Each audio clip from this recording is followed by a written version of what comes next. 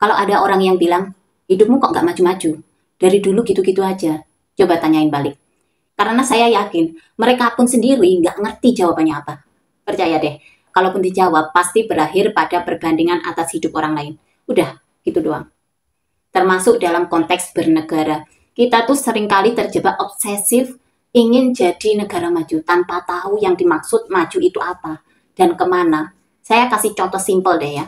Misalnya ketika kita melihat Jepang atau Amerika menemukan sebuah alat canggih yang bisa ngobatin penyakit tertentu dan berbahaya. Terus terbukti awal tersebut bisa menyembuhkan secara total. Saya yakin sebagian besar netizen akan refleks bilang, hebat ya, negara maju, beda dengan Konoha. Kita mah bisa apa? Iya kan? Tapi kalau misalnya saya balik pertanyaannya, mereka menemukan alat yang bisa ngobatin penyakit tertentu. Sementara ada sebuah daerah di Indonesia yang warganya itu tidak pernah kena penyakit tersebut. Kira-kira secara hakikat sebenarnya yang lebih maju siapa? Apalagi kita tahu rahasia umum yang menemukan antivirus tersebut. Cenderungnya adalah yang membuat virus itu sendiri. Iya kan? Ya memang ironis, sering kali kita nggak sadar menganggap bahwa kemajuan itu didasarkan atas standar yang ditentukan orang lain. Kalau udah seperti itu, ya gimana bangsa kita nggak kehilangan jati diri dan identitasnya? Gimana kita nggak terus-terusan terjebak pada inferiority complex? Susah. Kak Ciko, seorang psikolog, pernah cerita tentang pengalamannya waktu ke Kampung Baduy tahun lalu. Bahwa kehidupan warga Kampung Baduy itu nggak neko-neko. Mereka terkesan menutup dengan dunia luar. Ya karena mereka ingin menjaga nilai-nilai yang ada selama ini. Dan akhirnya kita sampailah pada satu pemikiran. Bagaimana bisa dikatakan ketinggalan zaman?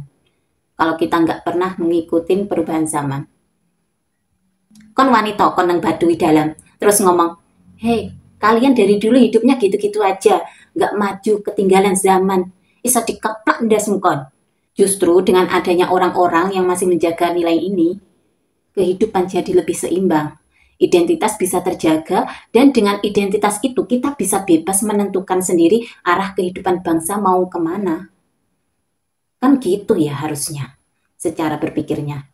Kok kebetulan beberapa hari terakhir ini muncul sosok Agam Rinjani yang namanya sedang diangkat oleh semesta untuk ngasih tahu ke kita semua betapa kemajuan dan derajat itu tidak untuk diminta, tapi akan diberikan sesuai makom dan waktunya kepada siapapun yang konsisten menjaga nilai-nilai kebaikan dari masa ke masa.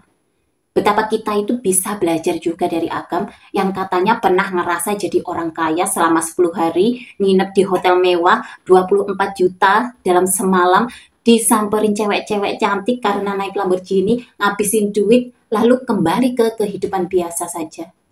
Mungkin ada sebagian orang yang merespon, bodoh banget, uang segitu dihabisin dalam 10 hari buat foya-foya. Lagian kenapa sih kok nggak ditabung? Kenapa nggak investasi? Kan bisa untuk persiapan kehidupan mendatang lebih maju dari sekarang. Iya kan?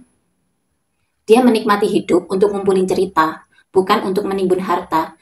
Dia hidup selaras dengan alam semesta, bukan terus-terusan pengen disorot mata dan kamera. Karena mungkin saja dia sadar setiap lensa dan lighting yang saat ini sedang menyorotnya bukanlah sebuah kemajuan, tapi bisa jadi itu adalah sebuah ujian yang pelan-pelan itu menghancurkan. Ya, sungguh kita itu nggak pernah tahu akan ditempatkan di mana di masa depan. Keadaan yang kita anggap lebih maju belum tentu benar-benar maju. Tapi satu hal yang pasti dan saya yakini konsisten dalam berbuat baik dan menjaga nilai-nilai yang ada akan membuat semesta itu merestui setiap langkah kita. Dan ketika semesta memberikan restunya, disitulah kita benar-benar akan maju. Sekali lagi, derajat tidak untuk diminta. Ia akan diberikan kepada siapapun jika sudah sesuai makam kedudukan dan waktunya.